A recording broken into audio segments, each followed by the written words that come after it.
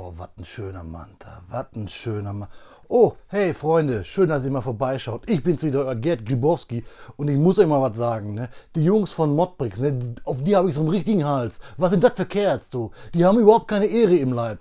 Erst haben sie hier meinen Manta, ne? So ein bisschen verhunzt und ein bisschen ist hier noch schön geredet. Und was machen die jetzt, die Verrückten? Dann bringen die einen Golf raus, einen Golf Cabriolet von den Erzfeinden aus Wolfsburg. Sag mal, ihr habt doch nicht mehr alle da in Bordbrickshausen.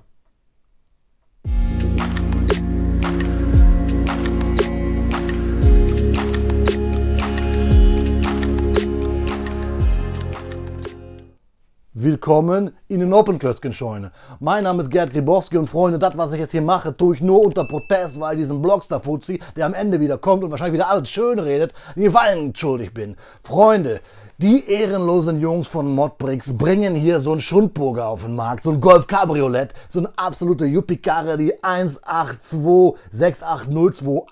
Und ich muss ganz ehrlich sagen, dieser Patrick Lachette da aus Luxemburg, der hat's nicht mehr alle. So eine eklige Wolfsburger Yuppie-Kiste hier zu designen. Ne, ich würde mich schämen. Kollege, hörst du das? Ich würde mich schämen. Ich könnte mich so im Blog bei Schalke nicht mehr zeigen lassen, wenn ich mit so einer Karre vorgefahren komme. Naja, wir packen das Ding jetzt auch nicht aus. Wir gehen jetzt hier gleich in den Speedbuild und die Steine werden eh wieder blöd sein. Es ist halt ein ekliger VW, Freunde. Was soll ich sagen? Es ist kein toller Manta. Es ist kein toller Manta. Es ist nicht kein toller Manta. Rüsselsheim forever, Freunde. Rüsselsheim forever.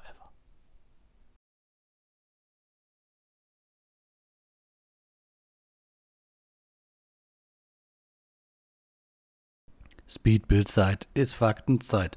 Und natürlich sprechen wir heute über den VW Golf, beziehungsweise gibt es ein paar kuriose Fakten rund um das Thema Golf aus dem VW-Konzern. Übrigens gibt es wirklich Parallelen zu Lego, denn die Fachpresse fand den allerersten Golf zu teuer. Er kostete damals roundabout 8.000 D-Mark, was heute inflationsbereinigt über 11.000 Euro wären. Die FAZ fand ihn trotzdem zu teuer. Ein empfehlenswertes Auto kriegt man dafür noch lange nicht. So das Resümee der sonst so über allem Zweifel erhabenen Frankfurter Allgemeinen Zeitung damals. Ha, Freunde, kennt ihr den E-Golf? Haha, das ist doch ein alter Hut. Gibt's nicht erst seit neuestem. Nein, schon in den 90er Jahren baute VW in Koop mit Siemens die Kleinserie Golf Citystromer. Rund 100 dieser Akkufahrzeuge wurden auf Basis des Golf 3 gebaut und hauptsächlich an Energieunternehmen zum Test verteilt. Heute besitzen sich noch einige wenige Fahrzeuge im Privatbesitz. Kennt ihr Ferdinand Piëch, der Chef, der große Boss von VW? Ja, der war damals Praktikant bei der Entwicklung des Golfs. Gio Giraro, so heißt der Typ. Ein Italiener, ja, der VW Golf wurde von einem Italiener entwickelt. Dieser Herr schuf parallel die kantigen Formen des VW Golfes, des Scirocco's und des VW Passat. Das ist bekannt, nur kaum einer weiß, dass Ferdinand Piëch, die graue Eminenz der Besitzer, Aufsichtsratsvorsitzende unter anderem des VW-Konzerns, 1972 Praktikant bei Herrn Gio Giraro war. So berichtete er auf jeden Fall in seiner Autobiografie. Piëch war damals schwer beeindruckt von der Geschwindigkeit, in der Designer aus Gips die Designmodelle erschuf. Vorwärts immer, rückwärts nimmer. Habt ihr gewusst, dass der Palast der Republik, die große Halle, das Parlament der DDR, auch eine Geschichte mit dem VW Golf hat? Denn als der Palast der Republik in Berlin abgerissen wurde, gab ja viel Asbest, das musste raus und so weiter und so fort, wurde der Stahl recycelt. Und aus diesem Stahl wurden unter anderem Motorblöcke für den VW Golf. Und dann noch zum Schluss eine lustige Geschichte, denn auch der jüngst verstorbene Herr Ratzinger war Fahrer eines Golfes, obwohl er gar keinen Führerschein hatte. Ich weiß auch gar nicht, welche Fahrgestellnummer er hatte, vielleicht die 1, keine Ahnung, aber auf jeden Fall hat ein Student irgendwann einmal sehr gestaunt, als er für einige tausend Euro diesen Golf von Herrn Ratzinger gekauft hat. Er war nicht ganz unclever, vielleicht war es auch ein Schwabe. Er hat ihn später für 188.000 Euro versteigert. Den Golf, den der damalige Papst gefahren hatte, beziehungsweise fahren lassen hat. Wobei, vielleicht, man sagt ja auch immer, ne, der Mensch denkt und Gott lenkt. Vielleicht war Gott auch der Fahrer und Herr Ratzinger Beifahrer. Wir wissen es nicht, Freunde, egal. Das waren ein paar Fakten zum Golf. Euch jetzt viel Spaß beim Review zum VW Golf Cabriolet von Modbrix. Ja, Freunde, nach 50 Minuten ist das Golf Cabriolet vom lieben Patrick Lachette fertig.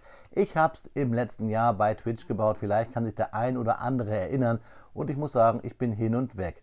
Es gibt nur ein großes Manko an diesem Set, das ist das typische China-Rot. Ich mag dieses China-Rot überhaupt nicht. Es hat oft verschiedene Farbtöne, also wenn ihr, wie hier wahrscheinlich Modbrix von verschiedenen Herstellern in China die Steine kommissioniert hat, dann sind die auch alle unterschiedlich rot. Das sieht immer so ein bisschen aus wie, ja, ich glaube, wenn man mal so Erdbeeren eingefroren kauft und die auftaut, dann sind die auch immer so rosa-grau an, rot-grau, rot-milchlich. Ihr wisst vielleicht, was ich meine. Genauso schaut das auch aus. Wir haben ein paar Steinchen über, das finde ich ganz gut. Anleitung QR-Code ist ja klar bei diesen Sets von Modbrix aus diesen Kartönchen. Ihr habt es ja gesehen im Speedbild. Ich muss sagen, das Format ist auch ein komisches. Wir haben hier nämlich so 10 Wide. Ne? Also wenn wir mal gucken, wir haben hier 6, 7, 8, 9, 10. Also es ist 10 Noppen breit, das Fahrzeug ungefähr. Aber es passt ganz gut, finde ich, optisch zum Manta von Modbrix. Also der es hätte werden sollen. Ich habe den ja mir rebrickt. Das Video findet ihr oben auf dem i. Ja, schauen wir uns das Fahrzeug mal genauer an.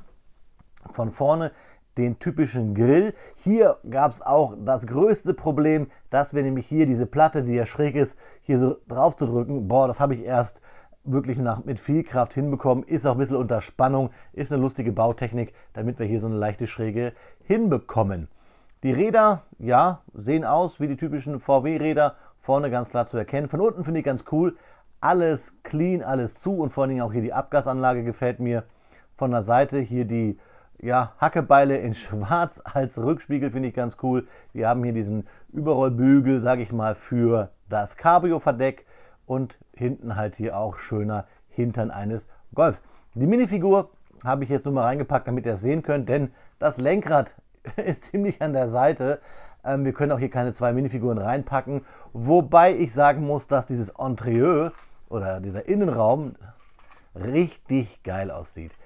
Ich versuche es dann noch für euch bei den Detailfotos rauszukitzeln, denn wir haben hier Pedale, wir haben hier diese typischen schwarzen 80er Jahre Armaturenbretter mit Klappen, wir haben diese Sitze und vor allen Dingen haben wir auch hier die Verkleidung in den Seitentüren und auch hinten auf der Rückbank dieses Braun. Also da hat Patrick vom Design her ein tolles Fahrzeug geliefert. Die Reifen wirken vielleicht ein bisschen klein im Vergleich zum Fahrzeug, aber ich glaube, das Ding aus 100% GoBricks, 100% Lego, das Ding, finde ich, wäre der Bomber. Also es wäre richtig cool, wobei es auch so geil aussieht. Schöner, tiefer gelegter Golf Cabrio, das gefällt mir. Auch hier nochmal die Rückleuchten schön eingesetzt, vorne halt auch. Ich bin wirklich hin und weg.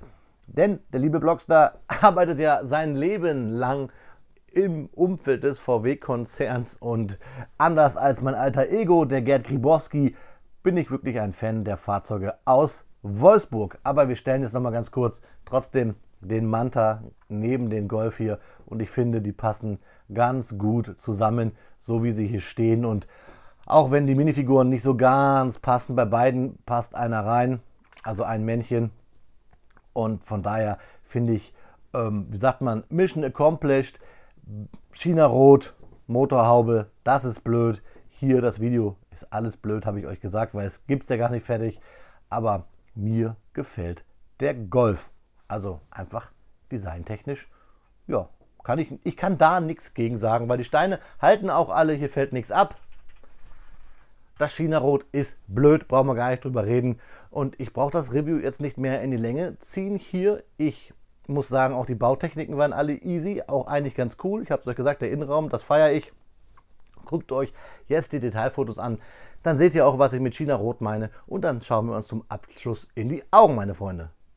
Wie immer an dieser Stelle, meine lieben Freunde, bekommt ihr ein paar Detailfotos, damit ihr euch selber ein Bild von dem Set machen könnt, unabhängig von dem, was ich euch erzähle hier.